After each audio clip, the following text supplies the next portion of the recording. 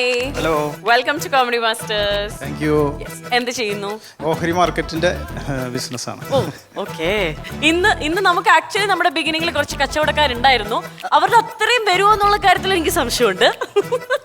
അപ്പൊ നമുക്ക് കാര്യത്തിലേക്ക് കിടക്കാം. അതെ. Yes, ready. അപ്പോൾ ആദ്യം ഞാൻ ഫിലോമിന ചേച്ചിയുടെ ശബ്ദം ഒന്ന് അനുകരിക്കാം. ഫിലോമിന. ശരി. ആരണ്ട് ഇവിടെ വിശ്രമിക്കാൻ നീ ആരണ്ടി തുക്കിടി സായിവ എന്നെ വണ്ടി ഇടിച്ചപ്പോ കുറച്ചുമ്പത്തേക്ക് മേധിക പുണ്യാളത്തല്ലി നീ നിന്റെ ഇരിക്കുന്ന പെട്രോൾ ആണെങ്കിലേ എന്റെ ഇരിക്കുന്ന തീപ്പറ്റടി സൂക്ഷിച്ച നീ സൂക്ഷിച്ച.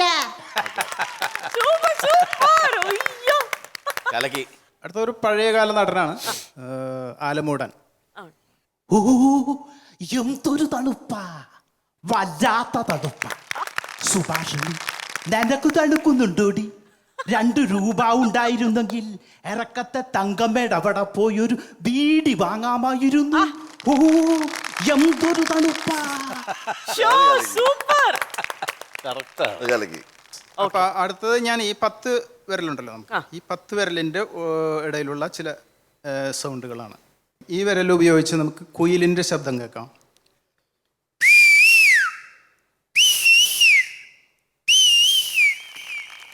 ഇത് വിഷുപക്ഷിയുടെ ശബ്ദമാണ്.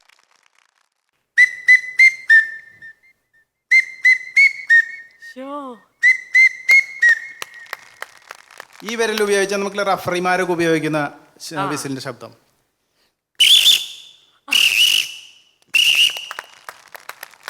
ഇത് നമ്മൾ കാട്ടിലകപ്പെട്ട് കഴിഞ്ഞാൽ ഈ കിളിയുടെ ശബ്ദം നിങ്ങൾ കേട്ടിട്ടുണ്ടാവും. ഇതിന്റെ പേര് എനിക്കറിയില്ല.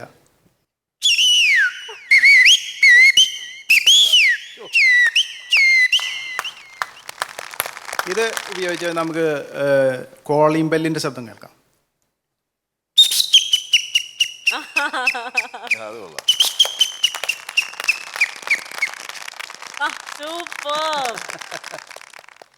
അടുത്തത് ഒരു ലിപ്രോൾ എന്ന് പറഞ്ഞൊരു ഐറ്റമാണ്. അത് നമ്മുടെ ബീറ്റ് ബോക്സിങ്ങിൽ വരുന്നതാണ്.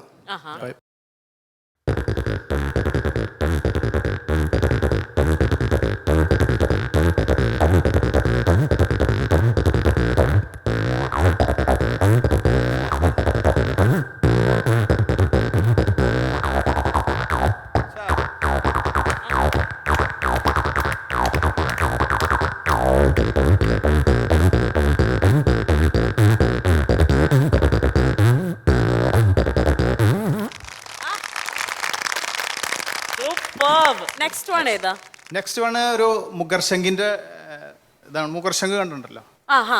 അപ്പൊ മുഗർശങ്കില് എങ്ങനെയാന്ന് വെച്ചാൽ ഒരു കച്ചേരി നടക്കുന്ന വേദിയിലേക്ക് ഒരു നാടൻ പട്ടി തെരുവായി കയറി വന്ന് എങ്ങനെ ഇരിക്കും. അപ്പൊ അതാണ് സംഭവം.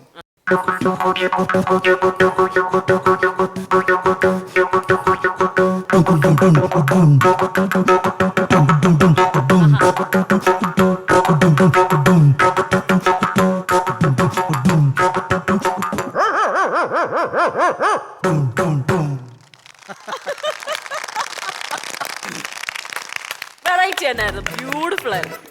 ഫിലോമിന ചേച്ചി നന്നായിരുന്നു കേട്ടോ. Okay, thank you. നന്നായിരുന്നു. ആലുമൂടൻ ചേട്ടൻ നന്നായിരുന്നു. പെർഫെക്റ്റ് ആയിരുന്നു. Beat box super. Thank you. Bye ചേട്ടാ, എങ്ങനെയുണ്ടായിരുന്നു? കിളികളുടെ ശബ്ദം അതാണ് ഏറ്റവും നന്നായത്. Thank you. എന്റെ വേറെ പ്രത്യേകത എന്ന് പറയുന്നത് ഓരോ വിരലിനും ഓരോ ശബ്ദമാണെന്നുള്ളതാണ്. ആക്ച്വലി ഞാൻ 50 വിസിൽ ചെയ്യും. പക്ഷേ ഒരേ സൗണ്ട് ആണല്ലോ, അതിന് വ്യത്യാസം ഒന്നും ഇല്ല. ഈ വിരല് ഇത് വെച്ചിട്ട് ചെയ്യാം.